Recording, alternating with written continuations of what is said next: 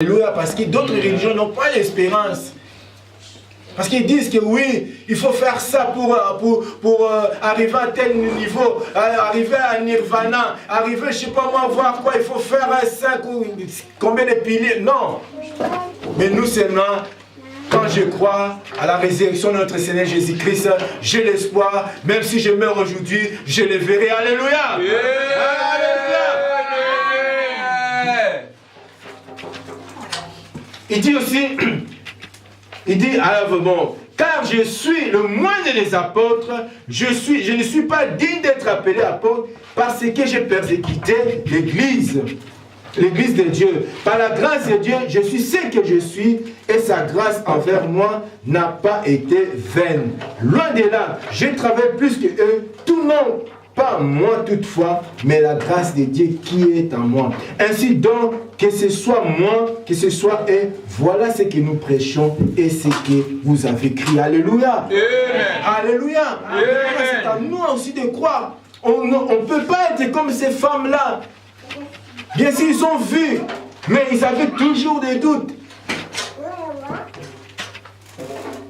Mais apôtre Paul, il a montré. Il a fait voir aux Corinthiens que réellement Jésus-Christ était ressuscité. Même à part les Écritures qu'on lit, il y a les hommes, il y a les hommes qui l'ont vu. Lui-même, il dit, moi-même aussi, je l'ai vu. Alléluia. Amen. Alléluia. Amen. Si on descend plus loin, il dit, verset 51, « Voici, je vous dis un mystère, nous ne mourrons pas tous, mais tous nous serons changés. En un instant, en un clin d'œil, à la dernière trompette. La trompette sonnera et les morts ressusciteront incorruptibles. Et nous serons changés. Alléluia. Donc nous avons l'espoir. Nous avons l'espérance.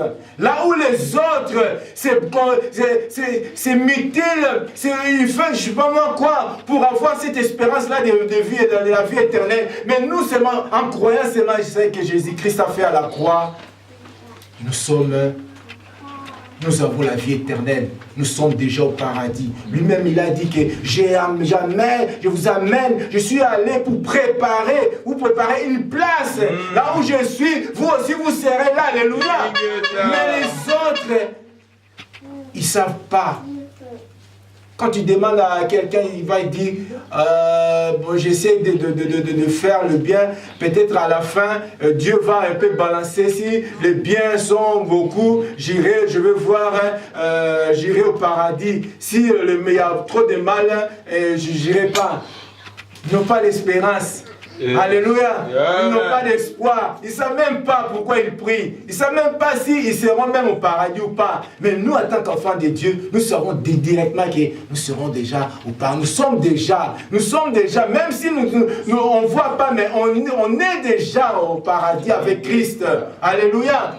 Là où Christ est là, nous aussi nous sommes là. Alléluia. Mais les autres, ils vont faire, je ne sais pas moi, des jeûnes, des concentrations, je ne sais pas moi comment pour arriver à tel point qu'on appelle Nirvana. Mais ce Nirvana-là, regarde un peu son corps. Son corps, je sais pas, il n'a même plus le poids parce que quoi, il fait des jeûnes, il fait, je sais pas moi, il fait comment on appelle, des méditations transcendantes, je sais pas moi quoi, pour arriver à atteindre ce stade-là de Nirvana. Mais moi, je ne l'ai pas parce que j'écris à Jésus-Christ. J'ai déjà ma vie éternelle. Alléluia. Amen. Personne d'autre peut me déstabiliser. Alléluia. Amen. Donc, on voit que Jésus-Christ a transformé beaucoup de choses. Premièrement, la croix et la tombe. On avait peur. Avant la résurrection, on avait peur de croix à l'époque. À l'époque, pourquoi? Parce que le Romain, c'était quelque chose de... La croix, c'était une sorte de torture. C'était vraiment pour les esclaves, pour aussi les rebelles.